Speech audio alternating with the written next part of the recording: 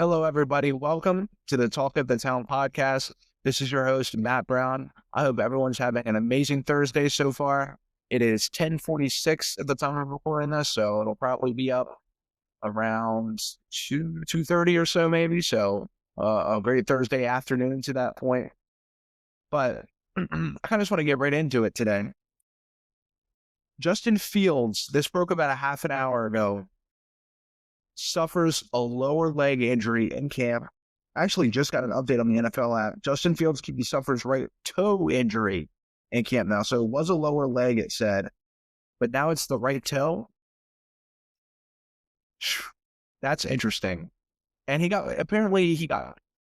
went into the medical tent, got examined, and then he got carted to the training facility, but he ended up walking in. So, I mean, if he were to ended up getting carted into the facility, like he literally couldn't walk, I think that would have been even more scary. Again, whatever hope the Jets had this season with Justin Fields gone is just gone as well. Although Tyrann Mathieu is their backup, but he has some curse around him. He'll be gone by like week 3 for the rest of the year. And he was with the Chargers a few years ago, and the doctor ended up like poking a hole in his lung or something. It was just crazy. Something happens to Tyrann Mathieu on every single team he's on. It's crazy. So something's bound to happen. I'm not saying like I wish it on him or anything, but it's just bound to. It seems like it happens every year. But yeah, whatever hope the Jets had this year, because they actually have bits and pieces on that team. Do I think they're going to make the playoffs? No. But I think they can upset some teams. And sometimes you never know. The injury bug goes around in the NFL like crazy. Like if they're later in the season and they have a 4-week stretch of playing crazily injured teams missing their top receiver, their quarterback, their top pass rusher, they sneak those wins in there. I have the Jets around their 5 or 6 win team anyway. Like they do have talent. They have good players on defense. Like their defense is tough. With Aaron Glenn now, Aaron Glenn is he seems like a culture building kind of guy. So he'll have that defense playing to a great level. And Robert Saleh had that and they fired him. So who knows if the Jets will keep him or not. But the offense is going to be a little shaky. I do like Fields. Like, again, the problem with this injury is Fields is 70-30. He's 70% just a straight running quarterback and 30% he's a pocket passer. Like Fields is looking to run. He kind of surveys the pocket and then he's looking. You can tell why he hasn't been able to develop well in the NFL is because he's looking to just take off. His reads are just not. He doesn't survey the field well enough. And then on top of that, he's not necessarily the most accurate quarterback. Like he has his moments. Like Fields has a hell of an arm. Like he zips that ball in there pretty fast. And he can throw really far. But he's just an inconsistent passer. Again, he'll have 5 drives where he looks like, dude, you look great. And then all of a sudden it's, oh my gosh.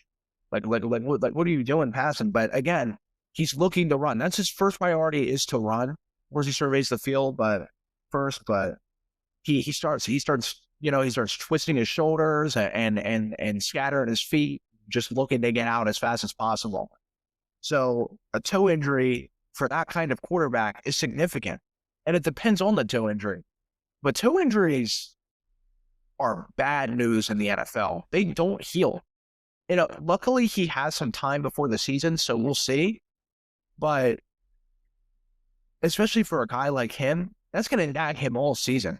He's not going to be able to play to his standard. He's going to end up sitting out because toe injuries in the NFL are just brutal, especially if you're a hard runner. Like honestly, when he plays, he's a top tier rushing quarterback. And like he's a top 5 running quarterback. There's no doubt about that. The dude just takes off when he gets an open field. You can just say goodbye. And he's big. It's tough to get him down. So, yeah, that's bad news for the Jets. If I'm the Jets, I'd really, I don't know. You just have to hope it doesn't nag him, and hopefully it does get better. Again, over the next, hopefully today or tomorrow, we'll hear about the severity of the injury. I think one thing, too, is that if it ends up being something where he has to miss the first couple weeks of the season or so, you can basically say Arch Manning's going to play another year in college because the Jets are probably going to be competing for the number 1 overall pick. While there's players there, I mean, even with Justin Fields, to be honest with you, I think they're going to be competing for a top pick anyway. But it's going to be even more so without him. Like, he has a lot of talent. Like, he'll just win games on being talented alone. Arch Manning, I think, is going to end up staying another year in college because if the Jets are picking number 1, there's no way he's going to want to play there. And you've seen the situation with Eli and stems in the family. He's going to end up holding out, to be honest with him. I mean, no matter what team picks number 1, like, there's some organizations that are better than others. The Jets is about the worst it gets in terms of just a long time, the stabilization of or the stability of an organization. They're honestly the worst. I mean, they haven't been in the playoffs in over 10 years. It's been a very long time since the Jets have been in the playoffs. That's just bad ownership. And that's not a secret. Everyone knows they have bad ownership. So, yeah. And I say that because I think, well, like it's a little far-fetched. You know, I might as well throw out there that this could have implications on next year's draft. Again, like I said, Arch Manning, he sees the Jets there. He's like, you know what? I'm going to stay another year. I'm going to stay another year in Texas. Especially if maybe, again, not saying that Arch Manning is the solidified number 1 overall pick.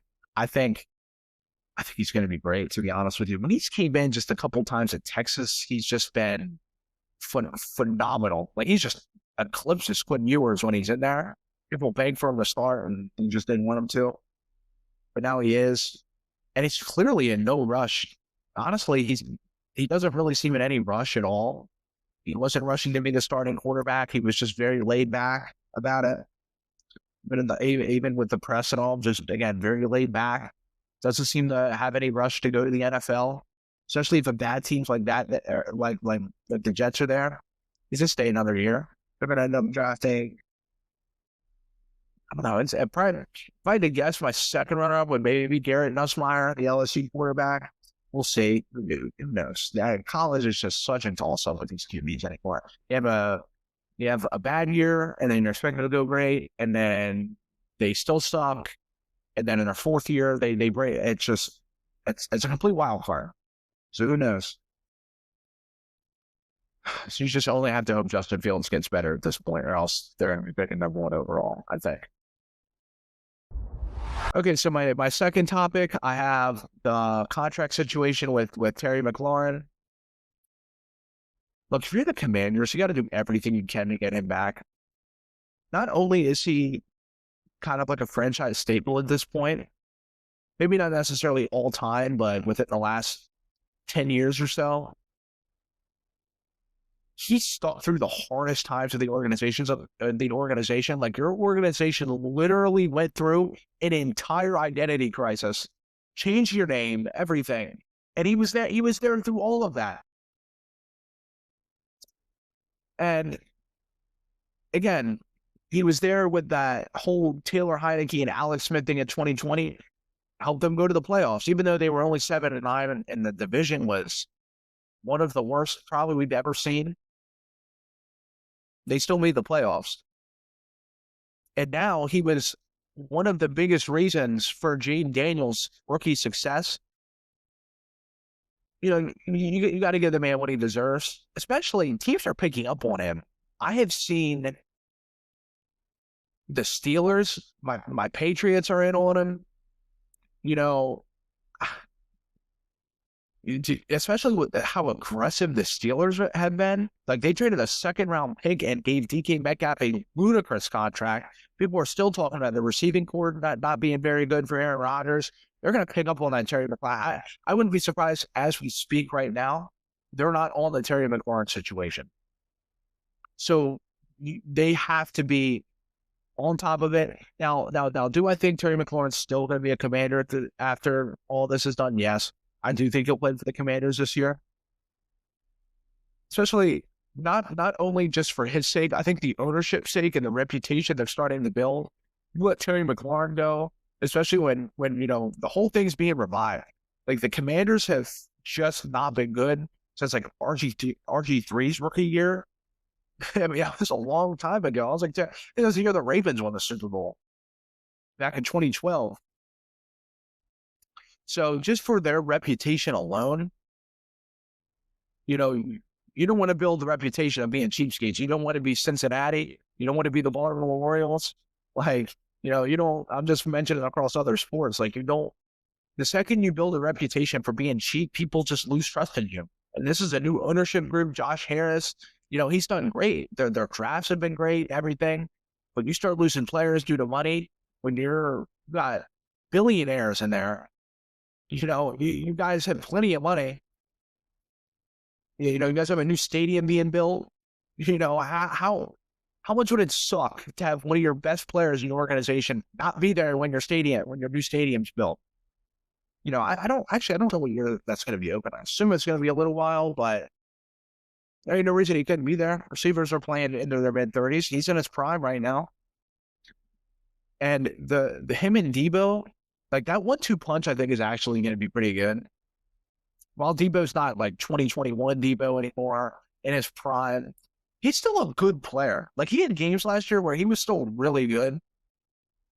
So, and having him as your number 2 receiver, he's still a gadget guy, mixes up defenses. You can put him in the backfield, put him out at receiver, whatever you want to do. Having a player like that is just special to have. And it's really going to help someone like Jaden Daniels. But playing besides Terry McLaurin makes it even better. So, yeah. If you're the Commanders, you got to do anything you can to get him back. So there's a lot on the line for stuff like that. As little as it may seem to some people, it's a big deal. Especially, I mentioned Jaden Daniels is in Josh Harris's ear right now talking about it. Trust me. A lot of people in the organization are. So, again, my Patriots are on it. The Steelers are on it. There's multiple teams around the league on it. And the Commanders here, I'm sure. I do think Terry McLaurin's going to stay a Commander, but we'll see. And my third topic today, I have LeBron and the Lakers situation. There's a lot of talk around him going to Dallas, which is, I mean, I could maybe see it happening. I mean, the odds of him going to Dallas have actually went up on a lot of markets, which, again, when there's smoke, there's fire for something like that. So I think there's a possibility. I don't necessarily think it would happen before the season would start. Like, if anything were to happen, I think it would be mid-season because he almost got traded to Golden State last year, apparently. Like, and that was a real thing. But then, the Lakers shut it down. But there was talks. There was communication about him going to Golden State potentially. So, again, I think the Lakers are open to trading him. I know publicly they may sit there and say, no, we're not. But what I trust them at this point, the Luka and AD situation, apparently they went behind Anthony Davis's back. There was no communication at all with that. So, but again, I think there was something else there. The draft, Dallas picking number 1 to get Cooper Flag when you trade Luka. Like, why would anyone trade Luka for an aging AD? And I know they got like Max Christie and a first-round pick. That's not enough to trade Luka Doncic, especially a year after he took you to the NBA Finals and a conference appearance the year before that, or semifinals before that. That just doesn't happen. And he's literally smack dab in his prime. He's like 27. I know apparently they thought the conditioning issues were a problem. Is that enough to trade your star player and just took you to the finals, though? No. All the other organizations, unless there's something behind it. Again, I think that whole thing was rigged. He had like a 0.8% chance, maybe even lower than that, to get the first overall pick. Yeah. No, that doesn't just happen. All of a sudden, the next year, coincidentally, I don't really I don't know the man around because they're called a liar, but the whole thing with David Stern, with Patrick Ewing, and now Adam Silver, which I still think he's a little shady with stuff like that. That league's known for rigging drafts. I do think the Patrick Ewing thing was the draft when the Knicks drafted him in the lottery with David Stern. I think that was suspicious. This for sure has a lot of red flags around it. So now LeBron talking on going to Dallas. People were saying that it won't happen, but I think it very well can happen. It's just strange. Like, I don't know. The Lakers are now going behind LeBron's back and everything. Apparently, they're not really telling him about any of the all-season moves. Not necessarily saying that they have to or they're obligated to, but one of your best players, easily your second best player right now. Like, why wouldn't you tell him anything about that? Because apparently they've been in constant contact with Luka Doncic. So why wouldn't you tell LeBron James? It's just very weird. And then there's a lot of mixed stories. So it's hard to make anything of it.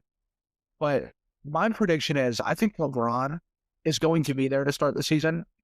Watch, he's going to get traded tonight or something to Dallas or something. So as I'm saying this, I think he's going to get traded in the middle of the season, though.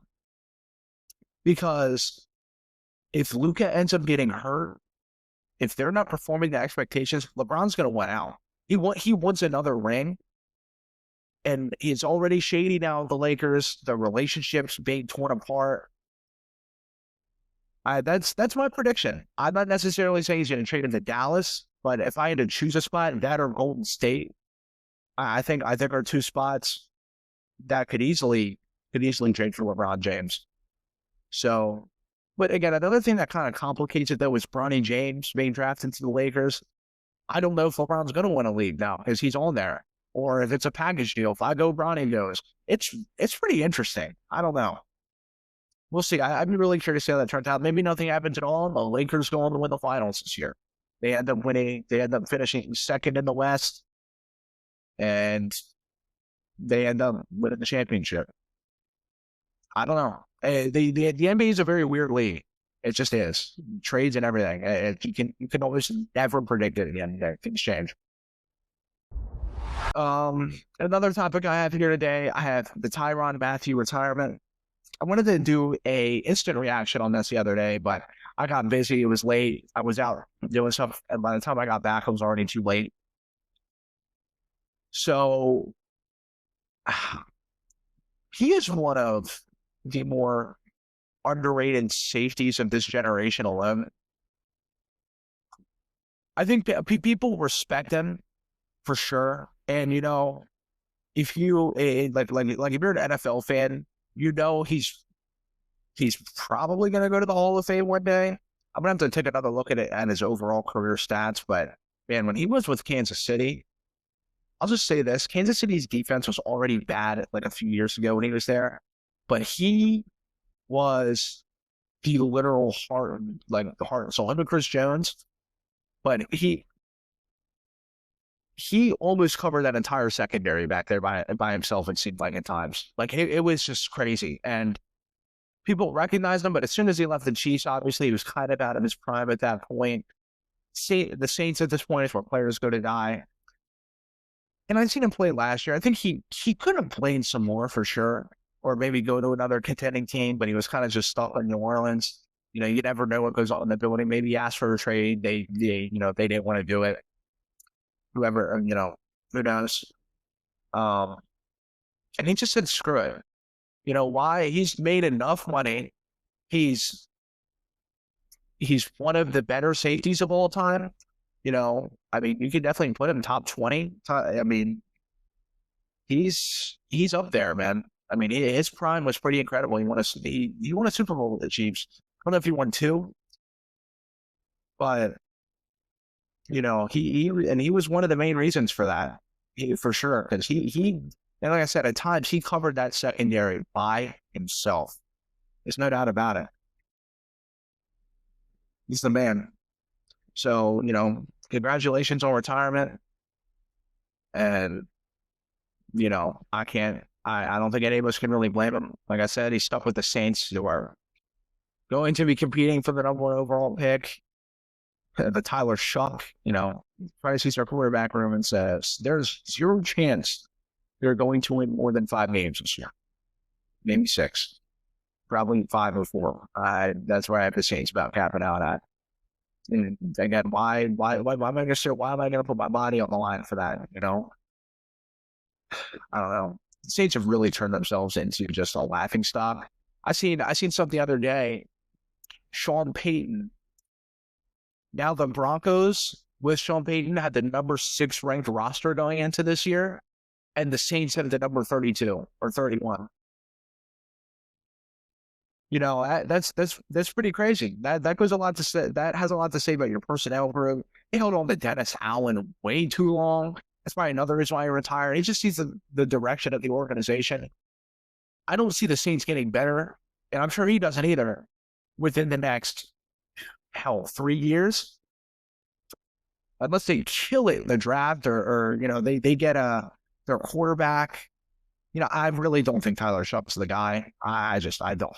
And maybe I'm completely wrong, but I think he's Trevor Lawrence's age. Trevor Lawrence been in the league for like 5 years at this point. 4 or 5 years. I mean, it's just, bro, I don't know. Not necessarily saying that matters as much. Like, he's going to be more experienced, but he doesn't have a very high ceiling anyway. Now, the whole thing with he was holding out for a little bit from his contract. I don't know. Just tough for the Saints. So I don't blame him for retiring. Especially when you have one of your better players like that retiring, it shows that it's a sign that that organization isn't going to be any better for the next couple of years. And also, congratulations on retirement, Tyrann Mathieu. You deserve it, especially after dealing with the Saints the last couple of years. But yeah, that's my last topic for today. I might actually come out with another video later. Don't quote me on that. I'm going to be real busy later, so I want to talk about the Micah Parsons situation. So I will talk about that on tomorrow's podcast if I don't get that out today in a separate video. So I am going to start, especially with more news coming out around the league.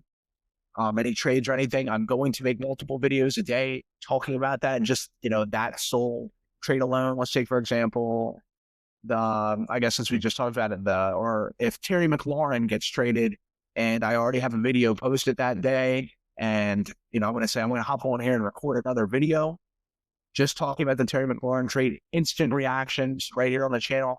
It's just kind of a dry spell around sports right now. The NFL starting up. We have a game in a week. What's it? The 31st was today, the 24th. So yes, in a week we have our first preseason game. I think I'm going to record after that game. I might record a quick video reacting to that. But I don't know about a preseason game. I am doing that though during the season. I'm going to record after night games, Monday night games, stuff like that. I'm going to have a video up that night talking about it. So be ready. I know, again, I'm kind of, right now you kind of just have to, just squeeze the juices out of any content you can get. There's just not much going on right now. But man, when this NFL season hits, the NBA season hits, oh man, the rankings, the top 10 Tuesdays, the videos, I'm pumping out content like crazy on TikTok, on here, everything. So be ready, because this isn't even the start of this channel. Seriously, we have so much to come. We really, really do. And I cannot wait to really get this kicked off and started here. Not saying it isn't already, but there's just so many fun segments to come. You guys have a lot to say in some of my segments, that's for sure. A lot of decisions to make. Again, why not Wednesdays, especially when the season's in full start or in full swing. It's going to be crazy. I cannot wait. I'm so excited for the NFL. It's been too long. The off season's just been way, way too long now. It's almost August. When it's August, you can really start sniffing the NFL coming around the corner, because it's early September when the season starts. in fall. I don't know about you guys, but the older I've gotten, I'm not saying I'm old, but I've really started to enjoy fall more. That transition from it just being ridiculously hot into going into the fall and having football and even just the World Series coming around, the NBA starting back up. Yeah, you got holidays, and you go like stretches after like the 4th of July, like without like holidays for a while. Christmas, Thanksgiving, Halloween. You like to party on Halloweens and stuff, especially if you're young.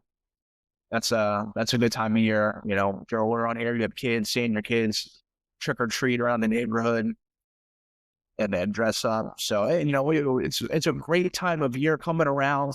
That's for sure. I love the hot weather, but gosh, sometimes it just gets ridiculous outside. Even in Maryland, where the weather's bipolar here, in August it's like 100 degrees every day, and the humidity's off the charts. So yeah, I know we're all ready for football season. Can't wait to get it kicked off, and that's the podcast today. Good episode, good content. Every day's a great day here to record on the podcast. Again, you guys support me. I try to post every day on TikTok, Instagram, Reel, stuff like that. Really get the channel out there. It's a grind. It is a grind. They say your first 100 videos on YouTube, you're going to get like no views, and that's perfectly normal. That is absolutely perfectly normal.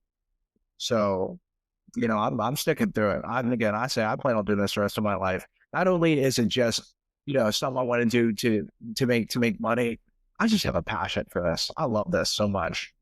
And, having you guys have your takes on my takes, all that, it's just so much fun. It is. I love it. So, that's the podcast today. I hope everyone has a great rest of your Thursday. I'll be back on the pod tomorrow, and I'll have a video uploaded around 2:00 every day. So have a great day, everybody, and I'll see you guys on the next podcast.